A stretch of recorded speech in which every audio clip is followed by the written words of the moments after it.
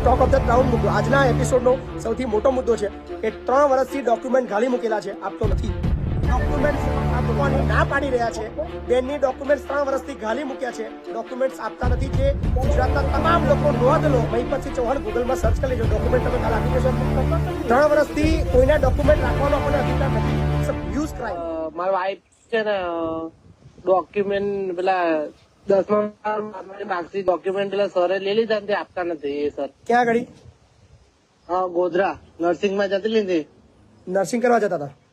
હા. તે પાછા ડોક્યુમેન્ટ નહીં આપતા? નહીં આપતા. શું કે છે? નહીં મળે ને ક્લાસ બધું પ્રાઇવેટ ક્લાસ ને ચલાવતો તે બંધ કરી દીધું. એટલે ડોક્યુમેન્ટ નું શું કે છે? એ મેં 2-3 દિવસ ગયો તો ના પાડતા ડોક્યુમેન્ટ મળે ને તાકે પૂરી ફ્રી ભર પછી લઈ જાય એમ કેતો હતો. એટલે ક્લાસ કોને બંધ કર્યા છે? એ સરે ક્લાસ બંધ કરી દીધો છે, કશું ચાલતું નહીં. અને એ તાકે પૂરી ફ્રી ભર અને તાકે ડોક્યુમેન્ટ લઈ જાય. અને કોરોના બંધ થઈ ગયેલું ને પછી ભણાવ્યું નતું એમને. બોલો નંબર, બોલો એનો નંબર છે? હવે નંબર છે આપું. બોલો. શું નામ છે આમનું? શ્રેયસ શાહ. શ્રેયસ શાહ. હા.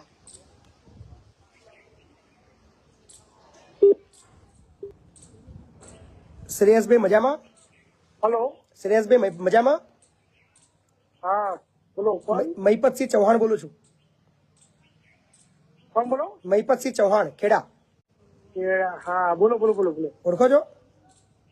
હું ઓળખાણ જલ્દી ના પડી મને થોડું. વિડીયો જોતા હોય ફેસબુકમાં. પણ તો બી યાદ નથી આવતું બરાબર. હા, એટલે વાંધો નહીં. પણ એક બેન હતા આપડા હાલોલના, ભાવનાબેન, એમનું ડોક્યુમેન્ટ તમારે ત્યાં પડ્યા છે. શું નામ અટક શું છે? ભાવનાબેન. શું સરનેમ શું છે બેન ભાવનાબેન ની? પરમાર ભાવનાબેન ફતેહજી. ક્યાં ના વતની ક્યાં ના? ફરોડ. હા તે એમને કેટલી ફી ભરેલી છે? 10,000. હા તો બીજી 8,000 ભરવાની થાય એમને. 1 વર્ષની ફી ભરીને એમના ડોક્યુમેન્ટ મંગાવી લે, રિટર્ન થઈ જાય.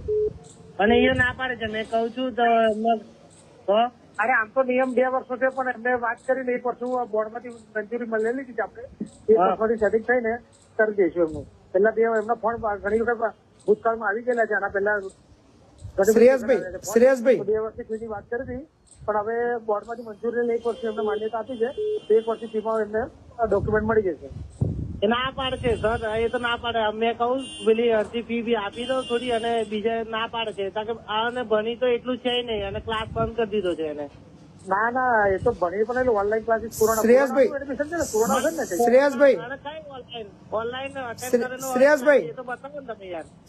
અરે એ તો ઓનલાઈન તો જે છોકરાઓને નેટવર્કમાં આવ્યો હોય એ લોકો બતાવે. શ્રેયસભાઈ તો એ લોકો ના બતાવે એવું હોય. ઓ શ્રેયસભાઈ તો વાત કરું તમે યાર ઉલટા જવાબ આપતો ને યાર ભાઈ. એટલે એ તો તમે ભૂતકાળમાં ઘણી બધી વખત ફોન કરેલા છે, મને ખબર છે. શ્રેયસભાઈ આ બધું તમે ફ્રોડ ચલાવી રહ્યા, સાચું કહું મને બધું ખબર છે.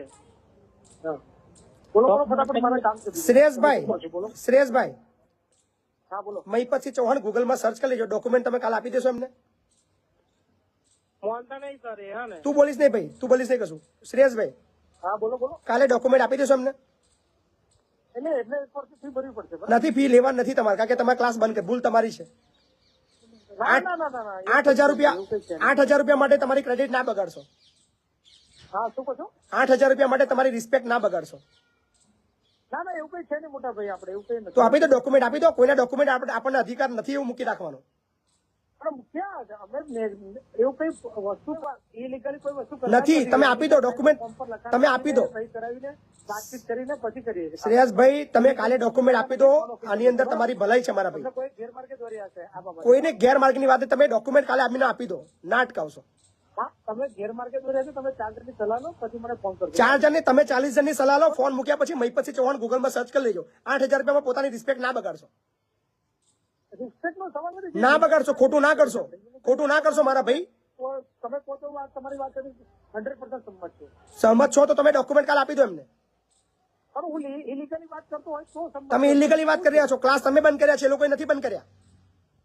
હલો ના મોટા ભાઈ 1,000 મારા ટીચરને પૂછી લો તમે, અને ઝૂમ મીટિંગમાં તમે ચેક કરી શકો છો. તમે એમ નહીં, એ દીકરી આવી નથી, ક્લાસ તમે બંધ કરી દીધા છે, એ દીકરીનો કોઈ વાંક નથી. બરાબર? ના મોટા ભાઈ બંધ કરેલા નથી, ગવર્મેન્ટના ઓર્ડર પ્રમાણે શ્રેયસભાઈ ઓનલાઈન ક્લાસ ચલાવેલા જ છે 2 વર્ષ કમ્પ્લીટ. એમને શ્રેયસભાઈ 8,000 રૂપિયા માટે તમારી રિસ્પેક્ટ ના બગાડશો. 8,000 રૂપિયા બહુ નાની રકમ છે. એ 10,000 રૂપિયા પગાર મારા શિક્ષકને આપે તો મને ખબર હોય ને. તમે નહીં આપો, કેટલો પગાર આપે છે મારા શિક્ષકને? બોલો. તમે નહીં આપો ડોક્યુમેન્ટ, નહીં આપો, હે? નહીં આપો ડોક્યુમેન્ટ. તમે એટલે મેં તમને કીધું એ પ્રમાણે પ્રોસેસ કરવી પડશે તમારે, બરાબર? ફી એમને એને એ ભરી જ નથી તો તમે શું કામ ફી લઈ રહ્યા છો? અરે ભાઈ આજે છે ક્લાસમાં નથી આવી. ક્લાસ જ તમારો ચાલ્યો નથી. ક્યાંથી તમારો ક્લાસ બંધ હતો. તમારો 1,000 સ્કૂલમાં ફરી આવો કે કેટલી ફી ભરવી પડે પછી ડોક્યુમેન્ટ તમારો ક્લાસ બંધ હતો. એડમિશન લો તો તમે. શ્રેયસભાઈ, બરોડામાં ભણે છે એવું 1 લાખ રૂપિયા ફી ભરે. શ્રેયસભાઈ તમારું સંસ્થાન નામ બોલો ને. શ્રેયસભાઈ તમારું સંસ્થાન નામ બોલો. હા એટલે તમે વાંચો નહીં, ચાલો હું શું મારે કાલથી મીટિંગ. ના મૂકો. જો સાંભળો, ફોન મૂકતા પહેલા એકવાર સાંભળી લેજો. તમારી ભલાઈ માટે કહું છું. ફોન કાપે છે ભાઈ, વાંધો નહીં, ફરી લગાવશું. આપણે ક્લાસ વાળો ખોટો છે પણ આપણે ઉઘાડા પાડીએ. પ્રતીક્ષા કરો. ચિંતા ના કરશો. થોડા સમય પછી પ્રયાસ કરો.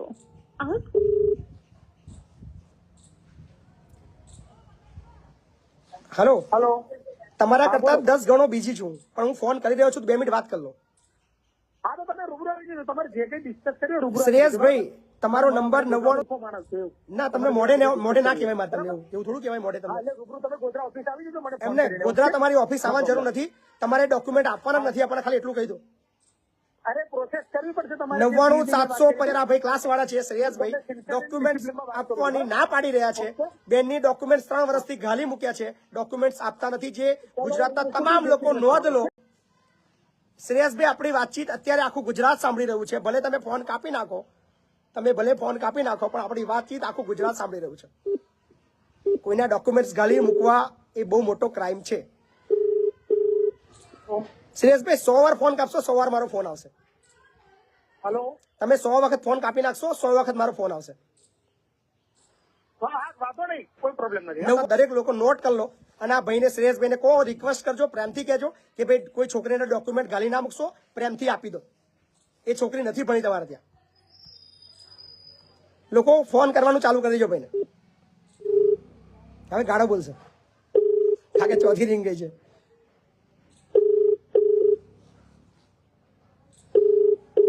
$99 લોકો ફોન કરો, એને કહો કે કોઈના ડોક્યુમેન્ટ આ રીતે ના ગાલી મુકાય. બહુ મોટો ક્રાઇમ છે. ગુજરાતના દરેક લોકો ફોન કરો. તમે જે વ્યક્તિને આપણે તો હજુ ટ્રાય કરશું. Hello, hello. ચાલુ રાખજો. ટ્રાય કરીએ છીએ આપણે. તમારા દ્વારા ડાયલ કરવામાં આવેલ number talk of the town મુદ્દો આજના એપિસોડનો સૌથી મોટો મુદ્દો છે કે 3 વર્ષથી ડોક્યુમેન્ટ ગાલી મૂકેલા છે, આપતો નથી. વાંધો નહીં, હમેથી આપશે. કારણ કે હવે જે ફોન. હલો તારું વોટ્સઅપ ખોલો. શ્રેયસભાઈ, કાપી નાખ્યો પાછું ઉઠાઈ લે. રાતે ઊંઘવા નથી દેવાનું. સાચી વાત છે. બધા મેસેજ ફોન કરવાના જ છે. અને બહુ પ્રેમથી કહેજો. તમારા દ્વારા ડાયલ કરવામાં બહુ આવેલ પ્રેમથી કહેજો કે સાહેબ આપી દો ડોક્યુમેન્ટ્સ. કોઈની માર્કશીટો અને કોઈના એલસી બધું ના ગાલી મુકાય. બહુ મોટો ગુનો તમારા છે. દ્વારા ડાયલ કરવામાં આવેલ નંબર 99,785 73,077. હવે આપ તમામ મિત્રોની જવાબદારી છે. એને ફોન કરો, શ્રેયસભાઈને હાથ જોડજો, રિક્વેસ્ટ કરજો કે ભાઈ આવું ખોટું ના કરો, કોઈના ડોક્યુમેન્ટ આપી દો. આજે રાત્રે તેમની ઊંઘ બગડવાની જ છે. પણ હજુ કહું છું, પ્રેમથી ડોક્યુમેન્ટ આપીને કહેજો. બાકી આવા ઘણા કિસ્સા છે. હાથ જોડશો તો બી મેળ નહીં આવે. ખોટું કરવાની એક લિમિટ રાખજો, બરાબર? એટલે દરેક લોકો હવે આપણે એપિસોડ પત્યા પછી છે ને ફોન કરવાનો શરૂ કરજો. હલો, હા. તમને એ લગભગ છે ને 2 દિવસમાં તમને ડોક્યુમેન્ટ બધા આપી દેશે એવું લાગે છે, હા. બરાબર? કારણ કે ચાલશે નહીં. એને એટલા લોકો ફોન કરવાના છે, એટલા લોકો મેસેજ કરવાના છે, થાકી જશે. બે ત્રણ છોકરીઓના પણ હે નહીં હાલ. શું કર્યું છે? એ ફી લઈ લીધી અને છતાં પણ નહીં હાલતો. અડધી ફી લઈ લીધી. એ તો નહીં કેટલા લોકોના ડોક્યુમેન્ટ રાખી મૂક્યા છે ને? હાલતો. એ 2-3 છોકરીઓ છે મારી જોડે અને બીજા તો બાર ના હતા. એમને પૈસા ભરીને લઈ લીધી. બીજી 2-3 છોકરીઓ છે? હો છે. ગજબ જિલ્લા. તમારા દ્વારા ડાયલ કરવામાં આવેલ નંબર રિજેક્ટ લિસ્ટમાં નાખી દીધું છે ને? રિજેક્ટ લિસ્ટ નહીં નાખ્યું હોય કારણ કે હવે ફોન ચાલુ થઈ ગયા છે એના પર બધા. એટલે બધાને અપીલ કરું છું કે બધા લોકો એને ફોન કરવાનું ચાલુ કરજો. અને ભાઈ તમને જયારે હમેથી ફોન આવે ને, તમને હમેથી હવે એમને ખબર પડશે કે શું થયું છે, બરાબર? તો વાંધો નહીં, ચિંતા ના કરશો. હવે તમારું કામ લગભગ થઈ જશે, હે ને? કેટલા ટાઈમથી તમને ફોન મારતો હતો? બરાબર, વાંધો નહીં. મજા આવી, બહુ મજા આવી. તો હવે શ્રેયસભાઈની હાલત જે થવાની